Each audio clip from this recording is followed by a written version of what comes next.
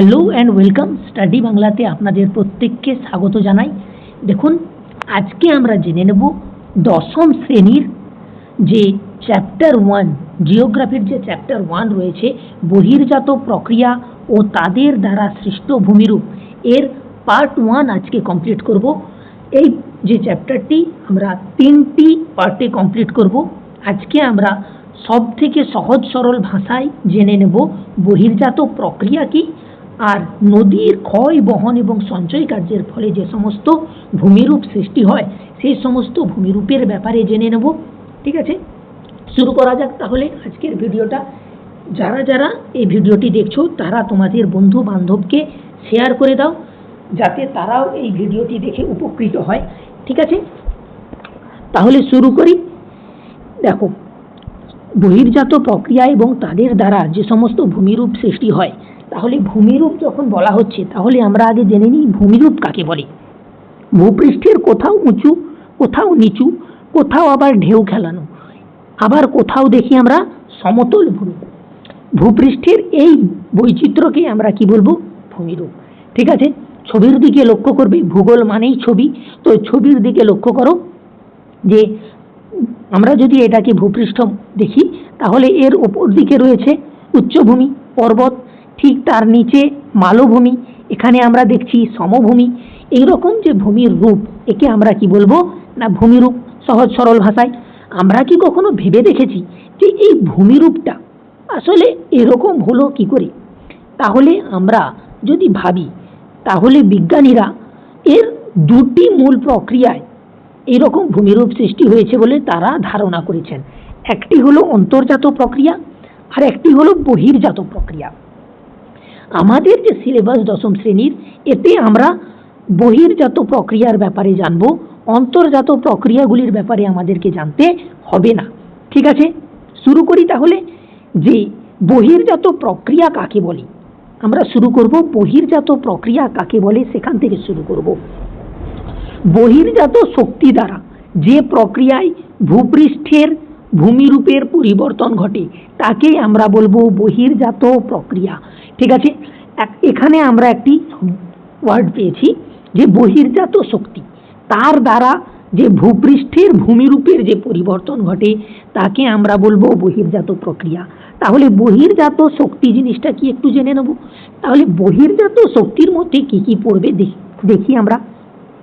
নদী প্রবাহ, বায়ু প্রবাহ, হিমবাহ, সমুদ্র তরঙ্গ আর জলস্রোত, এইগুলিকে আমরা কি বলবো? বহির্জাত শক্তি। তাহলে বহির্জাত শক্তিগুলি আমরা জেনে নিলাম। তো এই সমস্ত যে বহির্জাত শক্তি রয়েছে, যেমন রয়েছে নদী প্রবাহ। এই নদী প্রবাহ আমাদের কোন জায়গায় সব থেকে বেশি কার্যকরী হয়? নদী কোথায় বেশি প্রবাহিত হবে? যেখানে বৃষ্টিবহুল অঞ্চল। তাই বৃষ্টিবহুল আর্দ্র অঞ্চলে কি প্রবাহিত হবে? না নদী প্রবাহজনিত ক্ষয় আমরা দেখতে পাবো।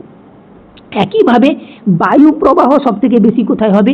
আমরা জানি মরুভূমিতে গাছপালা, ঘর বাড়ি কিছুই থাকে না, তাই সেখানে আমরা মরুভূমি এবং মরুপ্রায় অঞ্চলে বায়ু প্রবাহ বিনা বাধায় প্রবাহিত হয়।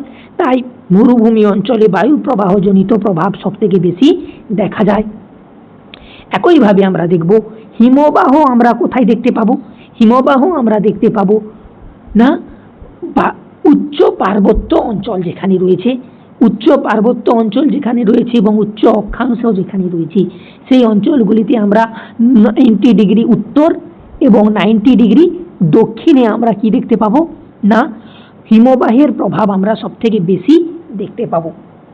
সমুদ্র তরঙ্গের প্রভাব কোথায় দেখা যায় সব থেকে বেশি? সমুদ্র উপকূলে দেখা যাবে। জলস্রোতের প্রভাব আমরা কোথায় দেখতে পাবো? চুনাপাথর গঠিত অঞ্চলে। চুনাপাথর গঠিত হয় চুনাপাথর গঠিত হয় কি দিয়ে? না CaCO3 দিয়ে। এতে যদি জল বিক্রিয়া করে তাহলে চুনাপাথর এই জলের সাথে বিক্রিয়া করে গলে যায় এবং তৈরি করে CaHCO3। ঠিক আছে, এটি সৃষ্টি করে। এর ফলে যে চুনাপাথর রয়েছে সেটি গলে যায়। ঠিক আছে, এইভাবে কি করে? না চুনাপাথর গঠিত অঞ্চল ক্ষয়প্রাপ্ত হয়। এবার আমরা দেখব বহির্জাত প্রক্রিয়ার যে সমস্ত বৈশিষ্ট্যগুলি রয়েছে সেই বৈশিষ্ট্যগুলি আমরা জানব। বহির্জাত প্রক্রিয়ায় কি কি ঘটনা ঘটে? না ক্ষয়ীভবনের মাধ্যমে উঁচু স্থান বহির্জাত প্রক্রিয়ায় কি হবে, নিচু উঁচু হয়, উঁচু স্থান কি হয়, নিচু হয়, আর নিচু স্থান যেটি রয়েছে সেই নিচু স্থান সঞ্চয়ের মাধ্যমে ধীরে ধীরে সমতল হয়। দ্বিতীয়ত কি হলো না, বহির্জাত শক্তিগুলি যেমন নদী প্রবাহ, বায়ু প্রবাহ এবং হিমবাহ এবং সমুদ্র তরঙ্গের এককভাবে এবং সম্মিলিতভাবে কাজ করতে পারে। তাহলে বহির্জাত শক্তিগুলি যেগুলি রয়েছে, হিমবাহ রয়েছে, বায়ু প্রবাহ রয়েছে, সমুদ্র তরঙ্গ, বৃষ্টিপাত, নদী প্রবাহ, এগুলি কখনো কখনো এককভাবে কাজ করতে পারে, আবার কখনো কখনো সম্মিলিতভাবে কাজ করে। ঠিক আছে। তৃতীয়ত বলা হচ্ছে যে এই যে বহির্জাত প্রক্রিয়া, এটি অত্যন্ত ধীর গতির প্রক্রিয়া। কয়েক হাজার বছর, কয়েক লক্ষ লক্ষ বছর লেগে যায় এই বহির্জাত প্রক্রিয়ার মাধ্যমে ভূমিরূপের গঠন হতে হতে। ঠিক আছে। এবার ভূমিরূপের যে প্রক্রিয়াটি ঘটে, এতে প্রধান প্রধান চারটি প্রক্রিয়া রয়েছে, যে চারটি প্রক্রিয়ায় যে বহির্জাত প্রক্রিয়ার অন্তর্গত। সেই চারটি প্রক্রিয়াগুলি আমরা জানব। সবার আগে রয়েছে পর্যায়ন, আর পর্যায়নের মধ্যেই সবার আগে রয়েছে পর্যায়ন, আর এই পর্যায়নের মধ্যেই দুটি তার রয়েছে শাখা, একটিকে বলবো অবরোহণ আর একটিকে আমরা বলবো আরোহণ। ঠিক আছে। পর্যায়ন, অবরোহণ এবং আরোহণ জিনিসগুলো কি আমরা জেনে নিই। দেখো, পর্যায়ন বা পর্যায়িতকরণ বিভিন্ন বহির্জাত শক্তি দ্বারা অসমতল ভূমি সমতল বা প্রায় সমতল ভূমিতে পরিণত হলে তাকে আমরা কি বলবো না পর্যায়ন। তাহলে পর্যায়ন কি না, বিভিন্ন বহির্জাত শক্তিগুলি দ্বারা ভূমিরূপের যে সমতল ভূমিতে পরিণত হয়, অসমতল ভূমি কি হবে না সমতল ভূমিতে যদি পরিণত হয় তাকে আমরা বলবো পর্যায়ন। এবার অবরোহণ এবং আরোহণ কি দেখি না। অবরোহণ হলো যে প্রক্রিয়ায় বহির্জাত শক্তি দ্বারা ভূপৃষ্ঠের কোনো উঁচু স্থান ক্রমাগত ক্ষয়ের ফলে সমতল ভূমিতে পরিণত হয় তাকে আমরা বলবো অবরোহণ, তাকে আমরা বলবো অবরোহণ। আর আরোহণ কাকে বলবো, যে প্রক্রিয়ায় ক্ষয়জাত পদার্থ ভূপৃষ্ঠের নিচু অংশে সঞ্চিত হয়ে নিম্নভূমির উচ্চতা বৃদ্ধি করে। কোনো ক্ষয়জাত পদার্থ তারা কি করবে, যে নিচু অংশে সঞ্চিত হবে আর নিচু অংশে সঞ্চিত হয়ে সেই জায়গাটার উচ্চতা বৃদ্ধি করবে, তাকে আমরা বলবো আরোহণ। এবার আমরা ছবির দিকে লক্ষ্য করব, একটু ছবির দ্বারা আমরা বুঝে নেব অবরোহণ এবং আরোহণ এবং সমগ্র ঘটনাটি যাকে আমরা বলব পর্যায়ন, সেটি জেনে নেব ছবির দ্বারা। দেখো, সবার উপরে যে আমরা আগে লক্ষ্য করছি যে প্রথমে এই অংশটা কি ছিল না উচ্চভূমি ছিল, কিন্তু হাজার হাজার বছর ধরে বৃষ্টিপাতের দ্বারা, বায়ু প্রবাহ দ্বারা এই অঞ্চলটি ধীরে ধীরে ক্ষয়প্রাপ্ত হয়েছে। এখানে আমরা দেখব ধীরে ধীরে এই অঞ্চলটি কি হচ্ছে না ক্ষয়প্রাপ্ত হয়েছে। ক্ষয়প্রাপ্ত হয়ে এখানে যে অংশগুলি ছিল সেগুলি নিচে গিয়ে জমা হয়েছে, সঞ্চিত হয়েছে। তাই এই যে নিচু জায়গাটা ছিল, এই নিচু জায়গাটা ভরাট হয়ে এখন উঁচু হয়ে গেছে। একে আমরা, যে নিচু জায়গাটা যে উঁচু হয়েছে, একে আমরা বলবো কি না অবরোহণ। আর যে উঁচু জায়গাটা ধীরে ধীরে নিচু হয়েছে তাকে আমরা বলবো অবরোহণ, আর যে নিচু জায়গাটা উঁচু হয়েছে তাকে আমরা বলবো আরোহণ। আর এই সম্পূর্ণ যে ঘটনাটা ঘটে, এই অঞ্চলটি, সমগ্র অঞ্চলটি সমতল ভূমিতে পরিণত হয়ে গেছে বর্তমানে, তাকে আমরা বলবো পর্যায়িতকরণ বা পর্যায়িত ভূমি। ঠিক আছে। এই পর্যায়নের বহির্জাত প্রক্রিয়ার মধ্যে আরেকটি প্রক্রিয়া রয়েছে যাকে আমরা কি বলবো না আবহ বিকার বা বিচূর্ণী ভবন। ঠিক আছে। একটি জিনিস রয়েছে, সেটি হলো আবহ বিকার বা বিচূর্ণী ভবন। আবহ বিকার বা বিচূর্ণী ভবন কি না, ভূপৃষ্ঠের কোনো স্থানের শিলা একাধিক পদ্ধতিতে চূর্ণ বিচূর্ণ হলে তাকে আমরা বলবো আবহ বিকার। এর ব্যাপারে আমরা বেশি আজকে জানবো না। ঠিক আছে। এবার দেখি অবরোহণ এবং আরোহণ প্রক্রিয়া কাকে বলি। অবরোহণ এবং আরোহণের মধ্যে পার্থক্য। এই প্রক্রিয়ায় মাধ্যমে ভূপৃষ্ঠের কোনো উঁচু স্থান কি হয়, নিচু হয়, নিচু হয়ে সমপ্রায় ভূমিতে পরিণত। আর আরোহণে কি হয়, এই প্রক্রিয়ায় ক্ষয়জাত পদার্থ ভূপৃষ্ঠের নিচু অংশে কি হবে, সঞ্চিত হবে। উচ্চতা, অবরোহণে উচ্চতা কি হবে, ধীরে ধীরে হ্রাস পাবে, আর আরোহণে উচ্চতা বৃদ্ধি পাবে।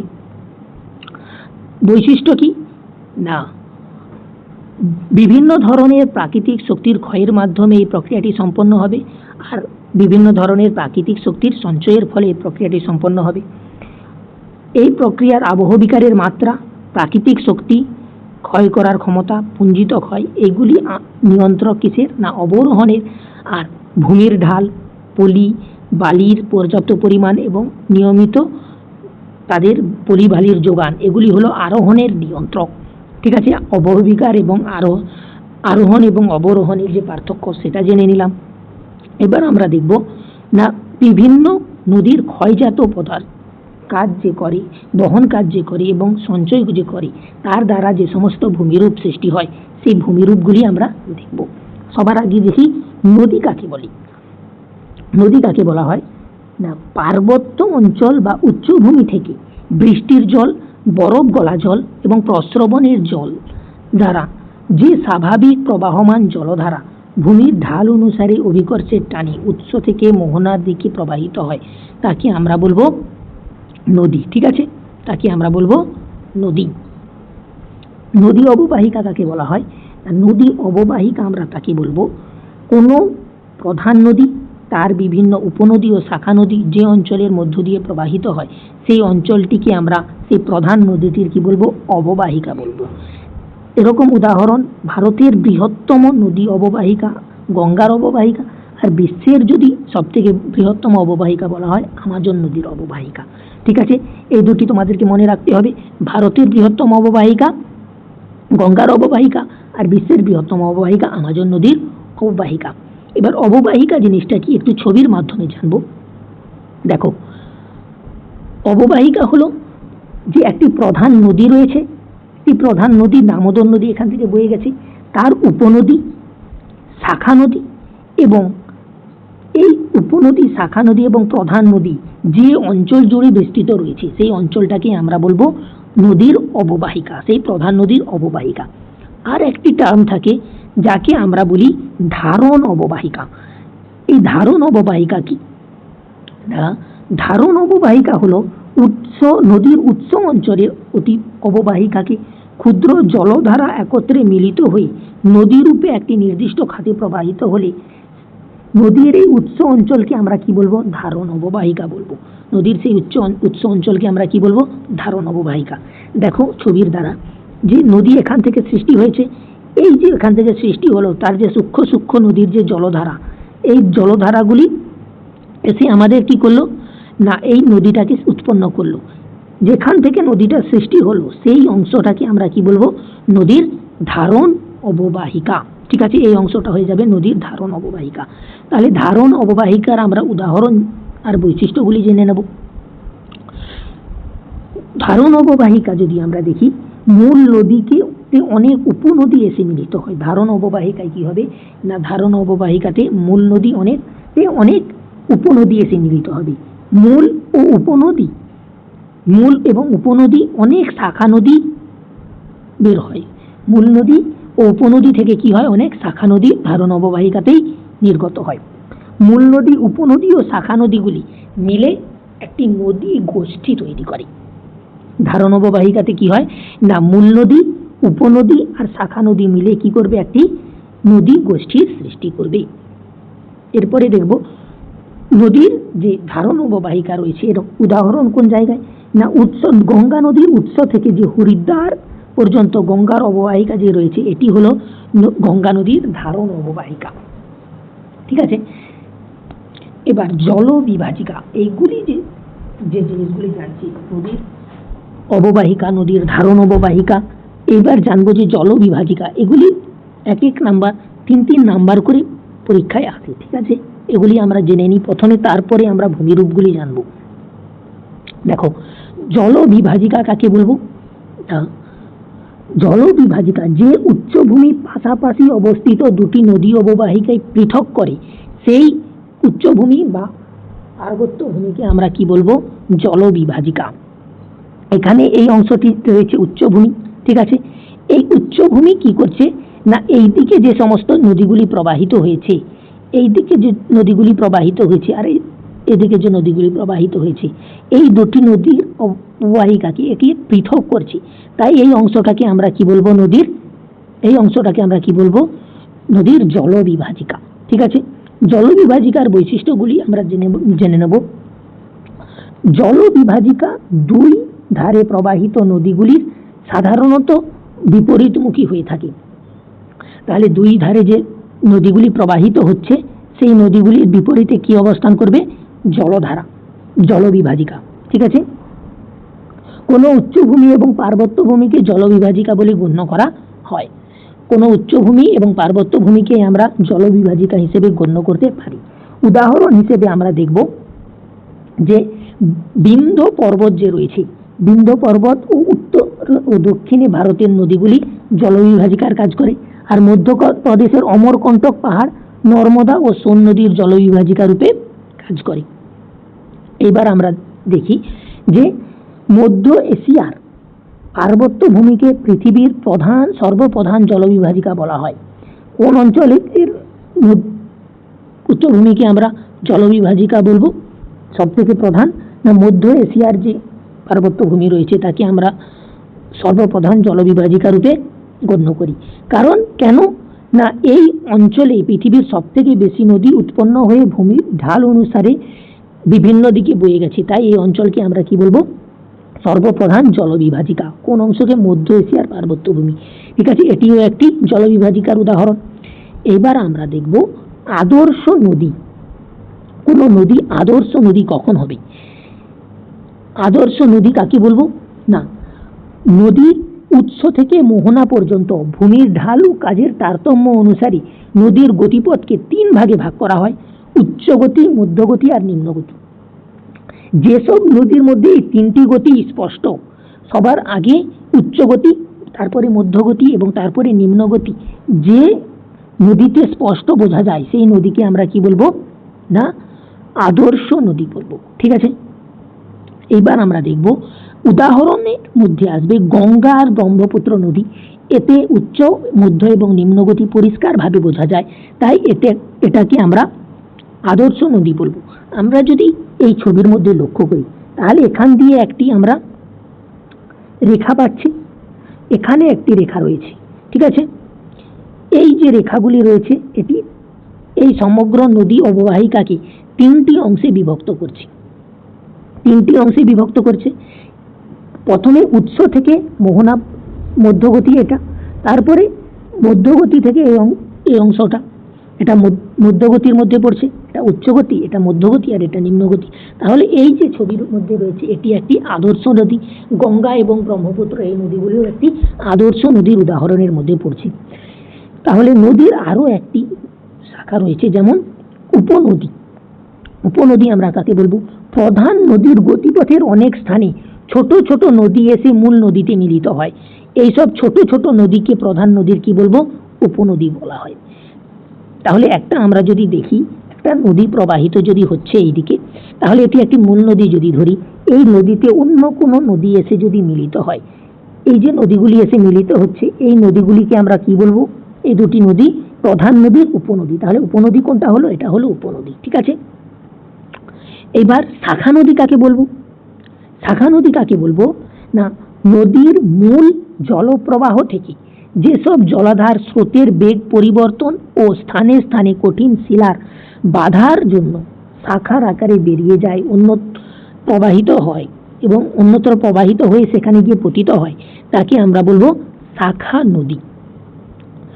তাহলে দেখি এই রকম যদি একটা নদী প্রবাহিত হচ্ছে, এখান থেকে যদি একটা অন্য নদী বেরিয়ে যায়, বিভক্ত হয়ে যায়, তাহলে এই নদীকে আমরা বলবো শাখা নদী।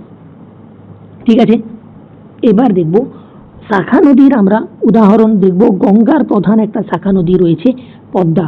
গঙ্গা নদী আমাদের মুর্শিদাবাদের ধুলিয়ানের কাছে 2টি শাখায় বিভক্ত হয়ে গেছে। গঙ্গা নদী একটি শাখা পদ্মা নাম নিয়ে কোথায় প্রবেশ করেছে? বাংলাদেশে প্রবেশ করেছে। আরেকটি শাখা হুগলি নাম নিয়ে আমাদের পশ্চিমবঙ্গের মধ্যে এসে প্রবেশ করেছে। ঠিক আছে, এবার সব থেকে বেশি ইম্পর্টেন্ট কোশ্চেনের মধ্যে একটা, উপনদী ও শাখা নদীর মধ্যে পার্থক্য। উপনদী আর শাখা নদীর মধ্যে পার্থক্য এবার জেনে নেব। উপনদীগুলি মূল নদীর গতিপথে নানান স্থানে মূল নদীতে মিলিত হয়। উপনদীগুলি কি হয়? না, নানা স্থান থেকে এসে মূল নদীতে এসে মিলিত হয়। কিন্তু শাখা নদী তার বিপরীত। শাখা নদীগুলি বিভিন্ন শাখা প্রশাখায় বিভক্ত হয়ে মূল নদী থেকে আলাদা হয়ে যায়। শাখা নদীগুলি কি হয় না মূল নদী থেকে আলাদা হয়ে যায়, কিন্তু উপনদীগুলি মূল নদীতে এসে মিশে। উপনদীগুলি সরাসরিভাবে কোনো সাগর, মহাসাগর এবং হ্রদে এসে পড়ে না। উপনদীগুলি সাগর, মহাসাগরে গিয়ে পড়ে না, কিন্তু শাখা নদীগুলি সরাসরি সাগর, মহাসাগর, হ্রদ দিয়ে এসে পড়তে পারে, আবার নাও পড়তে পারে।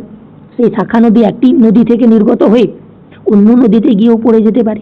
ঠিক আছে, এবার উপনদীগুলি নদীর বিভিন্ন গতিতে বদ্বীপ অঞ্চলের বাইরে দেখা যায়। উপনদীগুলি কোথায় দেখা যায়? বদ্বীপ অঞ্চলে সৃষ্টি না হয়ে উপনদীগুলি বদ্বীপ অঞ্চলের বাইরে সৃষ্টি হয়। কিন্তু শাখা নদীগুলি নদীর নিম্ন গতিতে বদ্বীপ অঞ্চলেই বেশি দেখা যায়। শাখা নদীগুলি বদ্বীপ অঞ্চলেই বেশি দেখা যাবে। উদাহরণ হিসেবে আমরা দেখব যমুনা হলো একটি গঙ্গার উপনদী, আর শাখা নদী আমরা জানি গঙ্গার শাখা নদী একটি হলো পদ্মা, যেটি বাংলাদেশে প্রবেশ করেছে। উপনদী এবং শাখা নদীর পার্থক্য জানলাম, এতে তোমাদেরকে চিত্র দিতে হবে, তবেই ফুল মার্কস পাওয়া যাবে। ঠিক আছে, এবার আমরা জানব যে সমস্ত নদীর ক্ষয়কার্যের ফলে, সঞ্চয় এবং বহন কার্যের ফলে যে সমস্ত ভূমিরূপগুলি সৃষ্টি হয়, সেই ভূমিরূপগুলি একে একটু করে আমরা জেনে নেব। ঠিক আছে, দেখো নদীর ক্ষয়কাজ কাকে বলবো? নদীর ক্ষয়কাজ না, পার্বত্য অঞ্চলে ভূমির ঢাল বেশি থাকে বলে নদী তার জলস্রোতের সাহায্যে কঠিন পাথর ও শিলাগুলিকে ক্ষয়িত, চূর্ণ বিচূর্ণ অবস্থা এবং স্থানচ্যুত করে নিজের পথ নেয়। একেই আমরা কি বলবো? ক্ষয়কাজ। তাহলে ক্ষয়কাজ আমরা কাকে বলবো? যে পার্বত্য অঞ্চলে কি হয় না, নদীর বেগ খুব বেশি থাকে, কারণ সেখানে ভূমির ঢাল সব থেকে বেশি থাকে। ভূমির ঢাল বেশি থাকে তাই সেখানে নদীর বেগ বেশি, তাই সেখানে ক্ষয়কাজ সব থেকে বেশি হয়। ঠিক আছে, এই ক্ষয়কাজের মাত্রা কিসের উপর নির্ভর করে? সব থেকে বেশি নির্ভর করে জলের বেগ এবং তার পরিমাণের উপর, কতটা জল নদীতে প্রবাহিত করছে আর তার গতিবেগ কতটা। ভূমির ঢালের উপর, ভূমির ঢাল বেশি হলে তার গতিবেগ বেশি হবে। নদীর গর্ভের শিলা স্তরের উপর, শিলা যদি কঠিন হয় তাহলে কম ক্ষয় হবে, আর যদি কোমল হয় তাহলে বেশি ক্ষয়িত হবে। আর নদীর মধ্যে প্রবাহিত পদার্থের আয়তন এবং পরিমাণের উপর নদীর ক্ষয়কার্য নির্ভর করে। এবার নদীর ক্ষয়কার্যে কি কি প্রক্রিয়ায় নদী ক্ষয়কাজ করে সেইগুলি জানব। নদী প্রধানত 4টি প্রক্রিয়ায় তার ক্ষয়কাজকে সম্পাদিত করে। সবার আগে রয়েছে নদীর ক্ষয়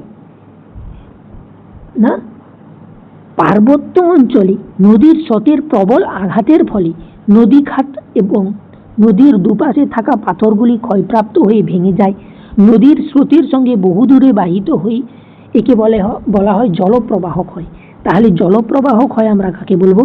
নদীর স্রোতের ফলে কি হবে না, নদী খাতের দুপাশে পাথরগুলি ক্ষয়প্রাপ্ত হয়ে বহু দূরে বাহিত হবে, তাকে বলা হবে জলপ্রবাহজনিত ক্ষয়। অবঘর্ষ ক্ষয় আমরা কাকে বলবো? নদীবাহিত পাথরখণ্ডের সঙ্গে নদী খাতের সংঘর্ষের ফলে নদী খাতে ছোট ছোট গর্তের সৃষ্টি হয় এবং নদী খাত আরও তাড়াতাড়ি ক্ষয় করতে সাহায্য করে। নদীর ক্ষয়কার্যের এই প্রক্রিয়াকে আমরা বলবো অবঘর্ষ ক্ষয়। ঠিক আছে, ঘর্ষণ ক্ষয় আমরা কাকে বলবো না, নদীবাহিত বড় বড় পাথরখণ্ডগুলি একে অপরের সঙ্গে ঘষা খাওয়ার ফলে ক্ষয়প্রাপ্ত হয়ে ছোট ছোট মসৃণ গোলাকার পাথরখণ্ডে এবং অবশেষে বালিতে পরিণত হয়, তখন আমরা তাকে বলবো ঘর্ষণ ক্ষয়। ছবিতে আমরা দেখে নেব যে নদীর জল যদি আমাদের পাথরের উপর আঘাত লেগে ক্ষয়প্রাপ্ত হবে তখন তাকে বলা হবে জলপ্রবাহজনিত ক্ষয়। নদীর পাথর যদি তার আশেপাশে পাথরকে ধাক্কা লাগবে তাতে যদি ক্ষয়প্রাপ্ত হয় কোনো পাথর, তাকে আমরা বলবো আঘাতজনিত ক্ষয়। অবঘর্ষ ক্ষয় কাকে বলবো? যে পাথরগুলি বাহিত হচ্ছে সেই পাথরগুলি একে অপরকে যদি ধাক্কা দিয়ে ক্ষয়প্রাপ্ত হয় তাকে বলা হবে ঘর্ষণ ক্ষয়। ঠিক আছে, এবার দেখতে পাচ্ছ তোমরা যে নদীর জলপ্রবাহের ফলে কেমন কঠিন শিলা রয়েছে, তার নিচে রয়েছে নরম শিলা। এই নরম শিলাগুলি দ্রুত ক্ষয়প্রাপ্ত হওয়ার ফলে এখানে এক রকমের ভূমিরূপ সৃষ্টি হয়েছে, যাকে আমরা বলবো জলপ্রপাত। নদীর ক্ষয়কার্য চারটি প্রক্রিয়ায় করে, তার মধ্যে একটি প্রক্রিয়া দ্রবণ ক্ষয়। দ্রবণ ক্ষয় আমরা কাকে বলবো? অনেক সময়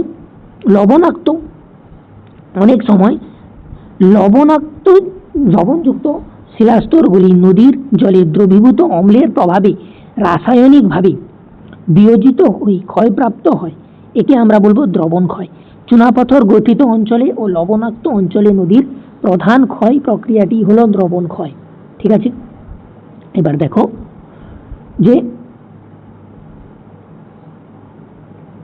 নদীর ক্ষয়কার্যের ফলে যে সমস্ত ভূমিরূপগুলি সৃষ্টি হয়, নদীর ক্ষয়কার্যের ফলে যে ভূমিরূপ সৃষ্টি হয় তার মধ্যে একটি হলো ভি আকৃতির উপত্যকা। দেখতে পাচ্ছ এখানে ভি আকৃতির যে সমস্ত ভূমিরূপ সেগুলি দেখা যাচ্ছে। তাহলে ভি আকৃতির উপত্যকা কাকে বলবো? নদীর পার্বত্য প্রবাহের প্রথম অবস্থায় নদী কি করবে না, নদী প্রধানত নিম্ন ক্ষয় করে বলে শুষ্ক অঞ্চলে নদী খাত প্রথমে ইংরেজি আই আকৃতির এবং পরে অববাহিকার ও জলপ্রবাহের দ্বারা পার্শ্ব ক্ষয়ের ফলে ভি আকৃতির আকার ধারণ করে। এইরকম নদী উপত্যকাকে আমরা কি বলবো? ভি আকৃতির উপত্যকা বলবো। তাহলে ভি আকৃতির উপত্যকা কিভাবে সৃষ্টি হচ্ছে দেখো, প্রথমেই নদী কি করে, এই যে অংশটা রয়েছে এই অংশে নিম্নক্ষয় করবে, যার জন্য নিম্নক্ষয় করার ফলে এই নদীটি ধীরে ধীরে কি হবে, নিচু হতে থাকবে, গর্ত হতে থাকবে, তাই এই অঞ্চলটা আই আকৃতির রূপ ধারণ করে। পরবর্তীকালে কি হবে, এই যে আই আকৃতির যে সৃষ্টি হলো, এই আই আকৃতির ভূমিরূপটা সৃষ্টি হওয়ার পর এই অংশে কি হবে না, ধীরে ধীরে পার্শ্বক্ষয় শুরু হবে, ডান দিকে এবং বাম দিকে নদী ধীরে ধীরে ক্ষয় করতে শুরু করবে, তারপরে এই অংশটা ক্ষয়প্রাপ্ত হয়ে যাবে। এইভাবে ক্ষয়প্রাপ্ত হয়ে এই অংশটা যখন ক্ষয়ীভূত হয়ে যাবে তখন একে আমরা দেখতে পাবো এই রূপ আকার ধারণ করবে, তখন আই আকৃতির উপত্যকাটা সৃষ্টি হয়ে যাবে ভি আকৃতির উপত্যকা। ঠিক আছে, এরপরে একটি ভূমিরূপ আমরা দেখব শৃঙ্খলিত শৈলশিরা। শৃঙ্খলিত শৈলশিরা আমরা কাকে বলবো না, পার্বত্য অঞ্চলে নদীর গতিপথে পাহাড় বা শৈলশিরা থাকলে সেগুলিকে এড়িয়ে যাওয়ার জন্য নদী এঁকে বেঁকে প্রবাহিত হতে বাধ্য হয়। এই অবস্থায় দূর থেকে দেখলে মনে হয় শৈলশিরাগুলি যেন শৃঙ্খলিত অবস্থায় রয়েছে, একে আমরা বলবো শৃঙ্খলিত শৈলশিরা বা আবদ্ধ শৈলশিরা। ছবির দিকে লক্ষ্য করো তোমরা, দেখো আমরা যদি এখানে দেখতে পাচ্ছি পাহাড় রয়েছে, এদিকে একটি পাহাড়, এরকম পাহাড়গুলি যেন শৃঙ্খলিত অবস্থায় রয়েছে। এবার নদী যদি এখান থেকে প্রবাহিত হতে হয় নদীকে, তাহলে সেই নদীটি কি করবে, পাহাড়গুলিকে কেটে প্রবাহিত করবে, আর পাহাড়গুলি যেন একটি নির্দিষ্ট শৃঙ্খলিত অবস্থায় রয়েছে, একটির পর একটি পাহাড় যেন সাজানো অবস্থায় রয়েছে। তাই এরকম সাজানো গোছানো পাহাড়ের অবস্থাকে আমরা কি বলবো, শৃঙ্খলিত শৈলশিরা। ঠিক আছে, এবার আমরা দেখব গিরিখাত। অনেকটাই ভি আকৃতি এবং আই আকৃতির উপত্যকার মতোই গিরিখাত আর ক্যানিয়ন জিনিসটা দেখব। গিরিখাত আর ক্যানিয়ন কাকে বলি দেখো, গিরিখাত কাকে বলবো, যাকে জর্জ বলা হয়, বৃষ্টিবহুল অতি উচ্চ পার্বত্য অঞ্চলে। এটি কোথায় সৃষ্টি হবে না, বৃষ্টিবহুল পার্বত্য অঞ্চলে। নিম্নক্ষয়ের মাত্রা অত্যন্ত বেশি হয়, নদী উপত্যকা সংকীর্ণ ও অতি গভীর হয়, এই উপত্যকাকে আমরা কি বলবো, গিরিখাত। কোথায় সৃষ্টি হবে না, বৃষ্টিবহুল পার্বত্য অঞ্চলে। বৃষ্টিবহুল পার্বত্য অঞ্চলে কি করবে, নদী নিম্নক্ষয়ের মাত্রা অত্যন্ত বেশি হয়, উপত্যকাটি সংকীর্ণ হয়ে যাবে আর অতি গভীর হয়ে যাবে, এরকম উপত্যকাকে আমরা কি বলবো, গিরিখাত। বিশ্বের বৃহত্তম গিরিখাত কোথায় দেখা যায় না, হিমালয় পর্বতে অবস্থিত নেপালের কালীগণ্ডক যে নদী রয়েছে, সেই কালীগণ্ডক নদীতে কালীগণ্ডকী যে গিরিখাত, সেটি হলো বিশ্বের গভীরতম গিরিখাত। ঠিক আছে, এবার দেখো ক্যানিয়ন আমরা কাকে বলবো, তোমরা গিরিখাতের ছবি দেখতে পাচ্ছ, ক্যানিয়ন কাকে বলবো না, শুষ্ক মরুপ্রায় অঞ্চলে। গিরিখাত আমরা যখন দেখছিলাম, গিরিখাত সৃষ্টি হয়েছিল বৃষ্টিবহুল অঞ্চলে, ঠিক সেই জায়গায় ক্যানিয়ন সৃষ্টি হচ্ছে শুষ্ক মরুপ্রায় অঞ্চলে। ক্যানিয়ন কোথায় সৃষ্টি হচ্ছে, শুষ্ক মরুপ্রায় অঞ্চলে। অতি সংকীর্ণ এবং অতি গভীর গিরিখাতকে আমরা কি বলবো, ক্যানিয়ন বলবো। ঠিক আছে, শুষ্ক অঞ্চলে যদি সৃষ্টি হয় তাকে আমরা বলবো ক্যানিয়ন। পৃথিবীর বৃহত্তম ক্যানিয়ন কোনটি না, আমেরিকা যুক্তরাষ্ট্রের কলোরাডো নদী গ্র্যান্ড ক্যানিয়ন। এটি হলো পৃথিবীর বৃহত্তম ক্যানিয়ন। আর পৃথিবীর গভীরতম ক্যানিয়ন কোনটি? না তিব্বতের ইয়ারলুং জাংবো। তিব্বতের ইয়ারলুং জাংবো হলো পৃথিবীর গভীরতম ক্যানিয়ন। ঠিক আছে, গিরিখাত আর ক্যানিয়নের ব্যাপারে জানলাম। গিরিখাত আর ক্যানিয়নের মধ্যে পার্থক্য জানবো এবার। কি হয় না বৃষ্টিবহুল পার্বত্য অঞ্চলে কি দেখা যায়? গিরিখাত দেখা যায়। আর বৃষ্টি বিরল মরুপ্রায় অঞ্চলে কি হবে? ক্যানিয়ন দেখা যাবে। দুটোই কিন্তু সংকীর্ণ অতি গভীর নদী খাত। ঠিক আছে, এগুলি এক একটি নদী। অবস্থান আমরা কোথায় দেখব? উচ্চ পার্বত্য অঞ্চলে আমরা কি দেখব? গিরিখাতকে। আর মরুপ্রায় উচ্চভূমিতে আমরা কি দেখব? ক্যানিয়নকে। গিরিখাত যে রয়েছে উৎপত্তিকালে নিম্নক্ষয় প্রথমে করে, তারপরে পার্শ্বক্ষয় না বললেই চলে। গিরিখাতে কি হবে? প্রথমে নিম্নক্ষয় করবে এবং পার্শ্বক্ষয় খুব কমই করে বললেই চলে। ঠিক আছে, আর সেই জায়গায় উৎপত্তিকালে নিম্নক্ষয় সামান্য হয়, কিন্তু পার্শ্বক্ষয় ও ক্যানিয়নে হয়ে থাকে। গিরিখাতের ফলে কি হয় না ইংরেজি ভি আকৃতির মতো হয়, আর ক্যানিয়নে ইংরেজি আই আকৃতির মতো অতি গভীর হয়ে থাকে। এবার দেখো যে নদীর ক্ষয়কার্যের ফলে ভূমিরূপ সৃষ্টি হয়, তার মধ্যে আরও একটি অন্যতম হলো খরস্রোত। খরস্রোতের ছবি তোমরা এখানে দেখতে পাচ্ছ। খরস্রোত আমরা কাকে বলছি? নদীর পার্বত্য গতিপথে কোমল আর কঠিন শিলা একটির পর একটি লম্বালম্বিভাবে থাকলে নরম শিলা কি হবে না দ্রুত ক্ষয়প্রাপ্ত হয়ে ধাপযুক্ত প্রবল গতিসম্পন্ন জলস্রোতের সৃষ্টি করবে। তাকে আমরা বলবো খরস্রোত। উদাহরণ হিসেবে আমরা দেখব মিশরের আসওয়ান থেকে আটাবারো পর্যন্ত স্থানে নীল নদীর গতিপথে 6 জায়গায় খরস্রোত দেখা যায়। কোথায় থেকে কোথা পর্যন্ত? না আসওয়ান থেকে আটাবারা পর্যন্ত। ঠিক আছে, এবার দেখব আমরা জলপ্রপাত। জলপ্রপাত আমরা কাকে বলবো না পার্বত্য অঞ্চলে নদীর গতিপথে কঠিন ও কোমল শিলা স্তর উপর নিচে আড়াআড়ি ভাবে বা তির্যক ভাবে থাকলে কোমল শিলাস্তর কঠিন শিলাস্তরের তুলনায় দ্রুত ক্ষয়প্রাপ্ত হয়। কোমল শিলাস্তর কি হবে? কঠিন শিলাস্তরের তুলনায় দ্রুত ক্ষয়প্রাপ্ত হবে এবং নদীর প্রবাহপথে খাড়া ঢালের সৃষ্টি করে। নদী স্রোত তখন খাড়া ঢাল থেকে প্রবল বেগে নিচে প্রবাহিত হয়, তখন তাকে আমরা কি বলবো? জলপ্রপাত। দেখো এখানে ছবির দিকে লক্ষ্য করো। প্রথমে রয়েছে কঠিন শিলা, তারপরে রয়েছে কোমল শিলা, তারপরে কঠিন শিলা, তারপরে এই অংশটি রয়েছে সব থেকে বড় কোমল শিলা।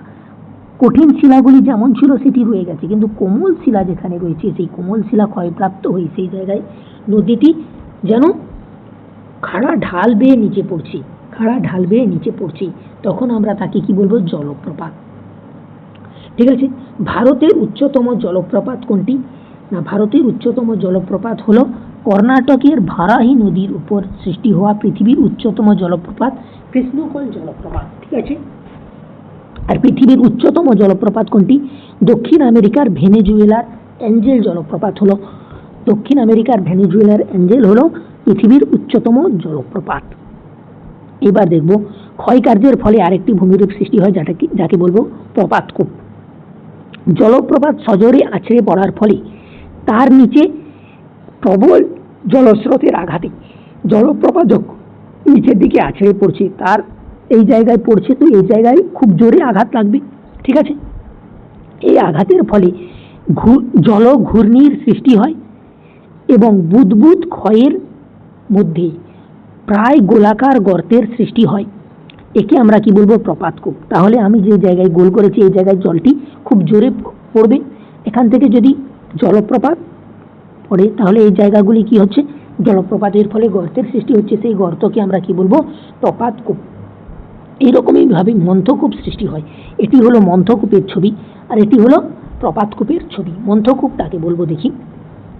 দেখো না পার্বত্য গতিতে নদী খাতের কোনো অংশে কোমল শিলাস্তর অবস্থান করলে নদীবাহিত শিলাখণ্ডের আঘাতে নদীগর্ভ অবকর্ষ এবং ঘর্ষণ পদ্ধতিতে ক্ষয়প্রাপ্ত হয়ে সেখানে ছোট বড় গর্তের সৃষ্টি করে। তাহলে পার্বত্য গতিতে নদী খাতের কোনো অংশে কোমল শিলাস্তর থাকলে নদীবাহিত শিলাখণ্ড সেই অংশে অবঘর্ষের ফলে সেই অঞ্চলগুলি ক্ষয়প্রাপ্ত হলে পার্বত্য পথে নদীর ক্ষয়কার্যের ফলে সৃষ্টি হওয়া নদীগর্ভে সৃষ্টি হওয়া এই যে মন্থকূপ, এই গর্তকে আমরা কি বলবো? মন্থকূপ। ঠিক আছে, মন্থকূপ কি হয় না নদীর গতিপথের সৃষ্টি হয়। ঠিক আছে, এবার দেখো না উদাহরণ হিসেবে আমরা দেখব ঝাড়খণ্ডের খড়কাই নদীর গর্ভে অসংখ্য যে মন্থকূপগুলি আমরা দেখতে পাবো। কোথায় দেখব না খড়কাই নদীর গর্ভে মন্থকূপ। এবার প্রপাতকূপের মধ্যে পার্থক্য আমরা দেখে নেব। প্রপাতকূপের মধ্যে নদীর মালভূমি প্রবাহের জলপ্রপাতের তলদেশে সৃষ্টি হয়, আর নদীর পার্বত্য প্রবাহে কি সৃষ্টি হবে? মন্থকূপ সৃষ্টি হবে। আর প্রপাতকূপ সৃষ্টি হবে নদীর জল মালভূমি অঞ্চলে। এটিকে কেটলির মতো দেখতে হয় প্রপাতকূপকে, আর মন্থকূপকে বিশাল হাঁড়ির মতো দেখতে হয়। মন্থকূপকে দেখতে হবে হাঁড়ির মতো, আর প্রপাতকূপকে দেখতে হবে কেটলির মতো। প্রপাতকূপের উৎপত্তি কোথায়, কিভাবে হয় না জলের গতি ও অবঘর্ষ প্রক্রিয়ার দ্বারা, আর ঘর্ষণ ও অবঘর্ষ প্রক্রিয়ার দ্বারা মন্থকূপের সৃষ্টি হয়। ঠিক আছে, এবার দেখব নদীর ক্ষয়কাল সমাপ্ত হলো। এবার নদীর বহন কাজ। নদীর বহন কাজ কাকে বলে আর কোন কোন পদ্ধতিতে নদী বহন কাজ করে থাকে সেগুলো দেখব। দেখো, নদী প্রধানত 4টি প্রক্রিয়ায় ক্ষয়প্রাপ্ত শিলাখণ্ড, বালি এবং কাদাকে এক জায়গা থেকে অন্য জায়গায় বাহিত করে। 4টি প্রক্রিয়াগুলি কি কি না সর্বপ্রথম আসছে দ্রবণ প্রক্রিয়া। নদী তার গতিপথে অনেক সময় পাথর খণ্ডকে দ্রবীভূত করে জলস্রোতের সঙ্গে বহন করে। লবণ, জিপসাম আর চুনাপাথর এই জল দ্রবীভূত অবস্থায় ক্ষয়িত হয়ে থাকে। ঠিক আছে, নদী কি করে অনেক সময় পাথর খণ্ডকে দ্রবীভূত করে এক জায়গা থেকে অন্য জায়গায় নিয়ে যায়, তাকে বলা হবে দ্রবণ ক্ষয়। ভাসমান প্রক্রিয়া কাকে বলবো?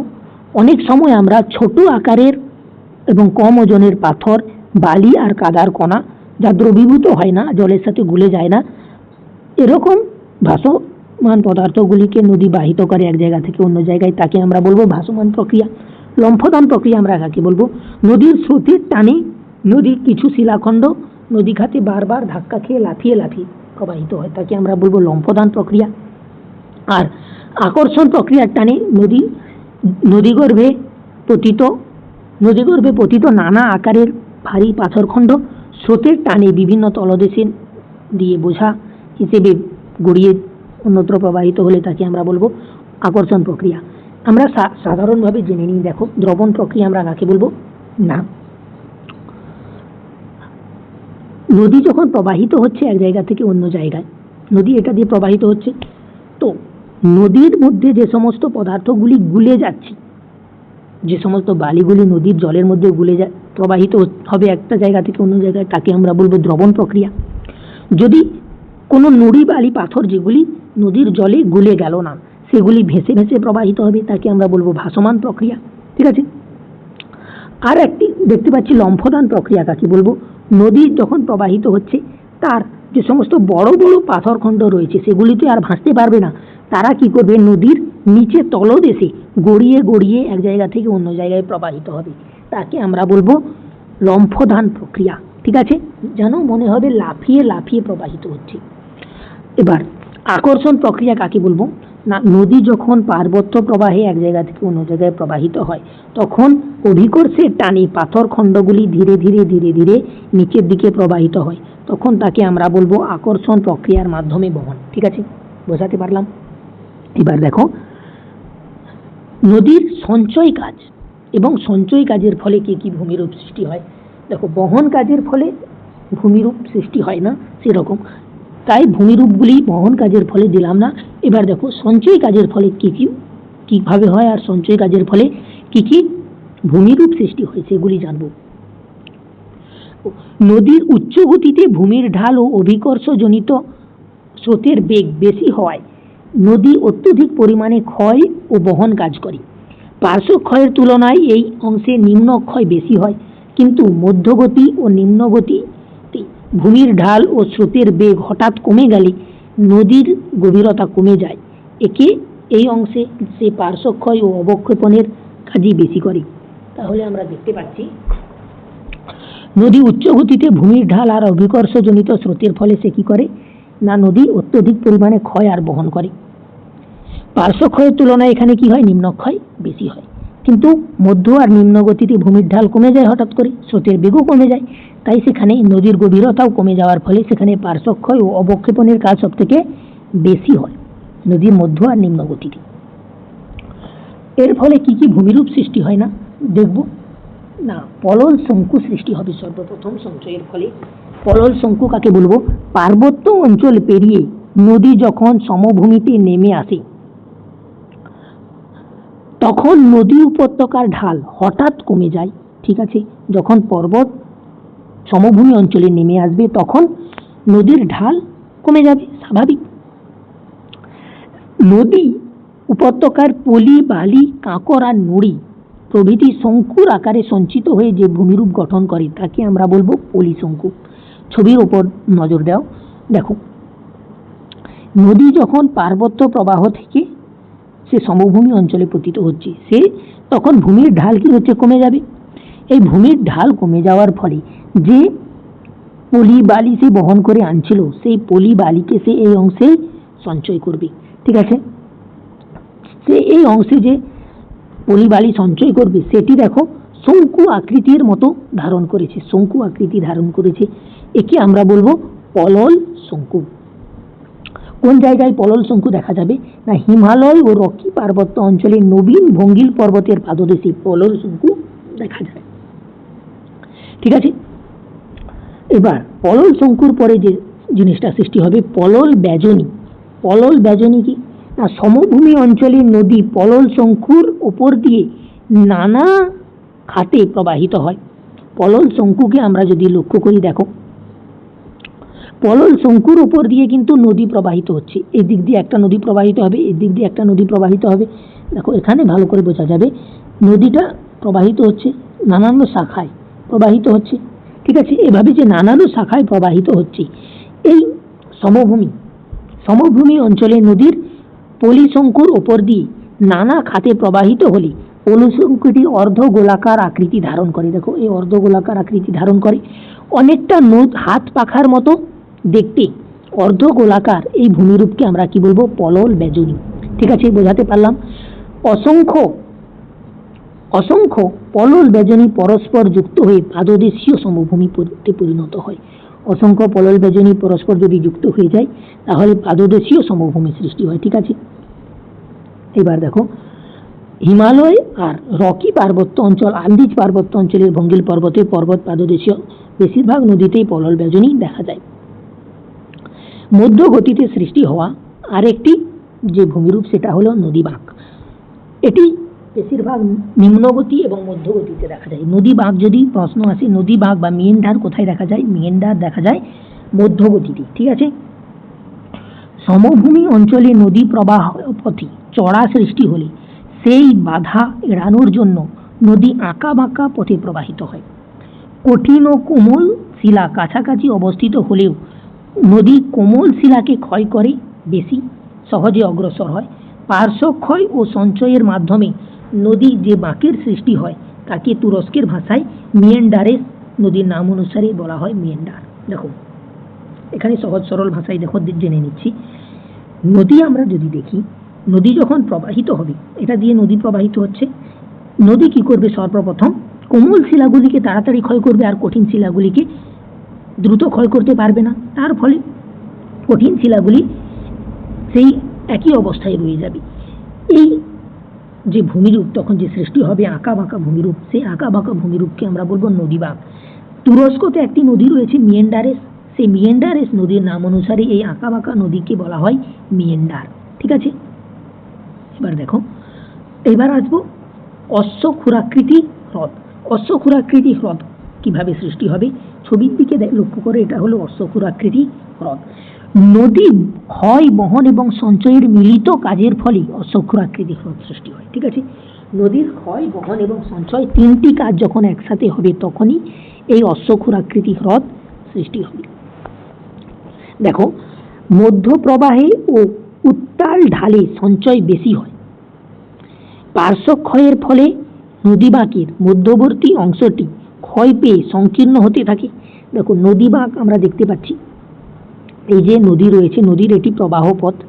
এই প্রবাহ পথে যে অংশ পার্শ্বক্ষয় বেশি হবে কোন জায়গায়, যে অংশে নদী ধাক্কা খাবে এই অংশে, এই অংশটা ধীরে ধীরে এই অংশটা ক্ষয়প্রাপ্ত হবে, নদী বাঁকের এই অংশটা ক্ষয়প্রাপ্ত হবে।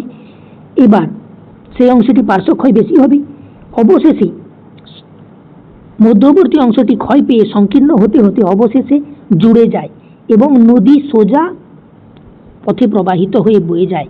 এই অংশ অবশিষ্ট বাঁকটি নদীর হ্রদের মতো অবস্থান করে, যাকে আমরা ঘোড়ার খুরের মতো দেখতে লাগে, তাকে আমরা বলবো অশ্বক্ষুরাকৃতি হ্রদ। লক্ষ্য করো এদিকে, দেখো নদী প্রথমে এইভাবে প্রবাহিত হচ্ছিল, নদী যখন প্রবাহিত হবে নদী এসে ধাক্কা মারবে, এই প্রবাহ পথে ধাক্কা মারবে, নদী যখন প্রবাহিত হবে এখানে সব থেকে বেশি ধাক্কা লাগবে, ধাক্কা লাগার ফলে এই অংশটি ধীরে ধীরে ক্ষয়প্রাপ্ত হবে। আর এই অংশে ক্ষয়প্রাপ্ত হওয়ার সাথে সাথে তার পলি বালিগুলি কোন জায়গায় সঞ্চিত হবে, এই জায়গায় ঠিক এসে সঞ্চিত হবে। দেখো এই জায়গায় নদী ধাক্কা মারছে, তার ফলে পলিগুলি এই জায়গায় এসে সঞ্চিত হচ্ছে, এই জায়গায় নদী ধাক্কা মারছে তার জন্য সঞ্চিত হচ্ছে, এই জায়গায় সঞ্চিত হচ্ছে। এখানে সঞ্চিত হওয়ার ফলে ধীরে ধীরে হাজার হাজার বছর ধরে নদীটি ধাক্কা লেগে লেগে ধীরে ধীরে বাঁকতে শুরু করবে। এভাবে নদী এঁকে বেঁকে প্রবাহিত হওয়ার ফলে একসময় দেখা যাবে নদীটি এইভাবে সোজা পথে প্রবাহিত হয়ে যাবে, নদী সোজা পথে এইভাবে ধাক্কা লেগে লেগে একসময় জুড়ে যাবে, জোড়ার পরে এই নদীটি সোজা পথে প্রবাহিত হবে। কিন্তু এই যে অংশটি রয়েছে এইটি একটি হ্রদের আকারে অবস্থান করবে, এই হ্রদটাকে আমরা কি বলবো, অশ্বক্ষুরের মতো দেখতে লাগবে, ঘোড়ার খুরের মতো, তাই একে বলবো অশ্বক্ষুরাকৃতি হ্রদ। বদ্বীপ অঞ্চলে গঙ্গার নদী অববাহিকায় অসংখ্য অশ্বক্ষুরাকৃতি হ্রদ দেখা যায়। ঠিক আছে, প্লাবন ভূমি, প্লাবন ভূমি কাকে বলবো, দেখো প্লাবন ভূমি আমরা কাকে বলবো, প্রতি বছর নদী গর্ভে পলি সঞ্চয়ের ফলে তলদেশে উচ্চতা বৃদ্ধি পায়। নদীর তলদেশের কিভাবে উচ্চতা বৃদ্ধি পাবে, প্রত্যেক বছর নদী যদি ক্ষয়প্রাপ্ত হয়ে তার পলি বালিকে সে এটা দিয়ে বয়ে নিয়ে যায়, তাহলে তার নদীর নিচের অংশে পলি বালি জমা হয়ে যাবে, পলি বালি জমা হলে এই অংশটি কি হবে, এই অংশের উচ্চতা ধীরে ধীরে নদীর উচ্চতা বৃদ্ধি পাবে। ঠিক আছে, প্রবল বর্ষণের ফলে নদীগর্ভের অতিরিক্ত জল এসে পড়ে এবং প্রতি বছর প্লাবনের ফলে নদীর দুই তীরে পলি বালি কাদা প্রভৃতি সঞ্চিত হয়ে যে ভূমিরূপের সৃষ্টি হয় তাকে আমরা বলবো প্লাবন ভূমি। দেখো প্রত্যেক বছর নদীতে যখন বর্ষায় প্রচুর পরিমাণে জল এসে পড়বে, তখন এই নদীর জল কি হবে, বাঁধ ঝাঁপিয়ে এদিকে এসে পড়বে, যাকে আমরা বলবো বন্যা। সেই বন্যার ফলে যে পলি বালি নদীর জল দ্বারা বাহিত হয়ে আসবে সেগুলি এই অংশে এসে পড়বে, সেই অংশকে তখন আমরা বলবো, যে অংশগুলিতে গিয়ে পড়বে সেখানে একটি বাঁধের সৃষ্টি হবে, সেই বাঁধকে আমরা বলবো স্বাভাবিক বাঁধ। এই অংশে সব থেকে বেশি এসে পড়বে, এই অংশকে আমরা বলবো স্বাভাবিক বাঁধ। ঠিক আছে, এবার দেখো প্লাবন ভূমি, এই অংশটাকে আমরা বলবো যে অংশে বন্যা হবে, আর যে অংশটি আমাদের উঁচু হবে হয়ে অবস্থান করবে তার পার্শ্ববর্তী অঞ্চল সব থেকে বেশি বালিকণা কাদা সেখানে এসে প্রবাহিত হবে, একে বলবো আমরা স্বাভাবিক বাঁধ। স্বাভাবিক বাঁধের বৈশিষ্ট্য কি না, প্লাবন ভূমির তুলনায় প্রায় 2 থেকে 3 মিটার উঁচু হয়। এই অংশটা রয়েছে প্লাবন ভূমি, এই প্লাবন ভূমির তুলনায় স্বাভাবিক বাঁধ 2 থেকে 3 মিটার কি হবে, উঁচু হবে সবসময়, কারণ এই অংশে তো সব থেকে বেশি পলি বালি সঞ্চিত হবে, তাই এই অংশটা বেশি উঁচু হয়ে যাবে। বড় বড় নদী স্বাভাবিক বাঁধ 2 থেকে 3 কিলোমিটার চওড়া হতে পারে। বড় বড় যে সমস্ত নদী রয়েছে সেই নদীগুলির এই যে স্বাভাবিক বাঁধগুলি রয়েছে এগুলি কি হতে পারে, 2 থেকে 3 কিলোমিটার চওড়া হতে পারে। এবার দেখো একটি ভূমিরূপ রয়েছে যাকে আমরা বলবো খাড়ি, ভূমিরূপের নাম খাড়ি। খাড়ি আমরা কাকে বলবো না, খাড়ি কি না, খাড়ি একটি ফানেল আকৃতির খোলা প্রশস্ত একটি ভূমিরূপ না, ফানেল আকৃতির চওড়া খোলা এবং প্রশস্ত মোহনাকে আমরা কি বলবো, খাড়ি।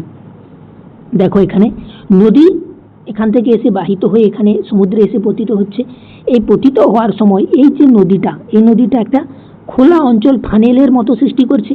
এইরকম আমার যখন আকৃতি সৃষ্টি হবে নদী সমুদ্রে মোহনাতে মিলিত হওয়ার সময়, তখন আমরা বলবো খাড়ি।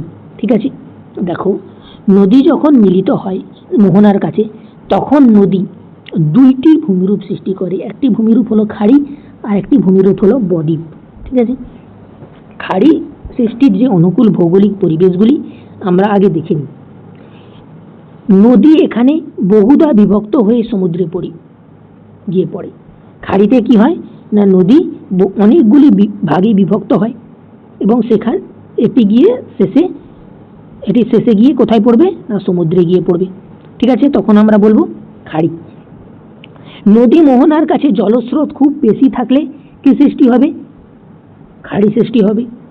মোহনার কাছে সমুদ্রের বেগ যদি বেশি হয় এবং সমুদ্র যদি গভীর হয় মোহনার কাছে, তখন কি হবে? খাড়ি সৃষ্টি হবে। আর যদি সমুদ্র গভীর না হয় তখন সৃষ্টি হবে বদ্বীপ।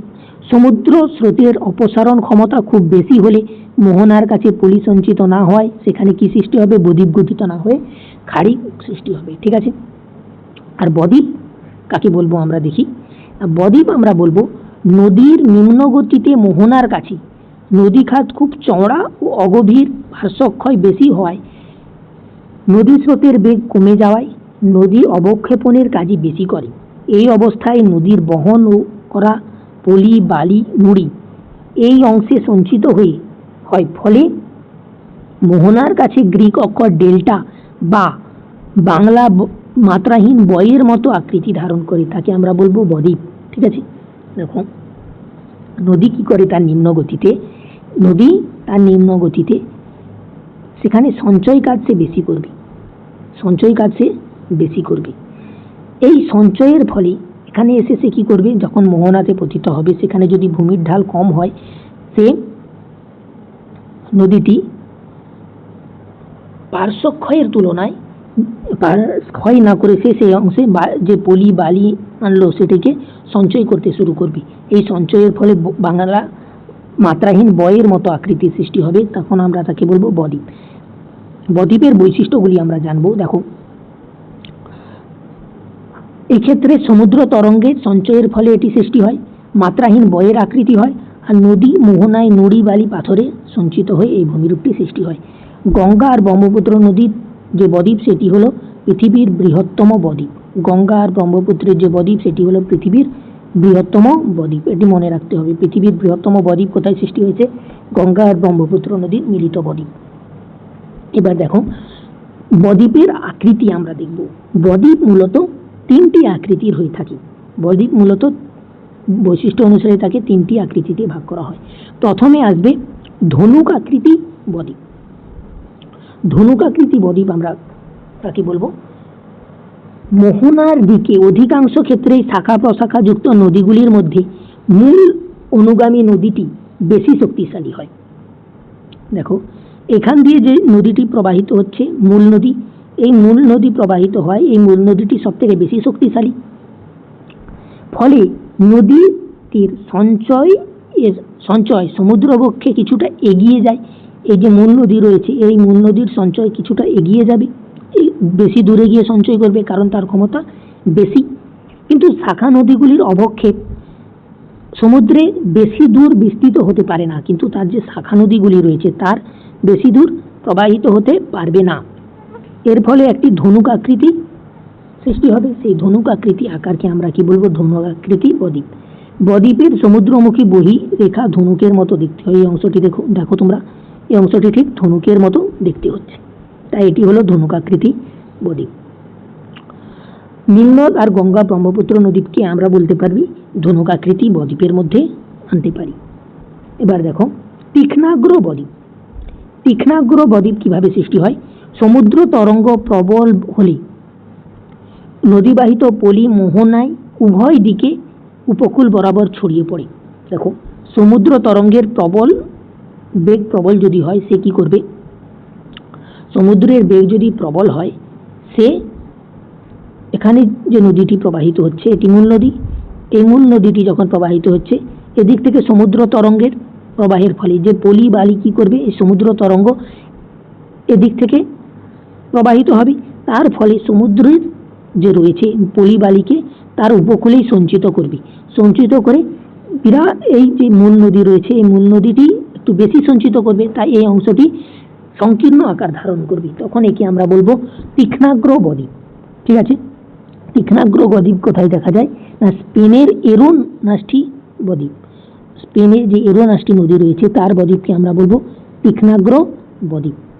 এবার পাখির পায়ের মতো বদ্বীপ কি করে সৃষ্টি হবে? পাখির পায়ের মতো যে বদ্বীপ তাকে বলবো মোহনার কাছে নদীর জল ঘনত্ব সমুদ্রের তুলনায়, নদীর জলের ঘনত্ব সমুদ্রের জলের ঘনত্বের তুলনায় যদি কম হয়, দেখো আমরা যদি দেখি এখানে মিসিসিপি নদীর বদ্বীপ, সমুদ্রের জলের ঘনত্ব এখানে বেশি আর নদীর জলের ঘনত্ব এখানে কম।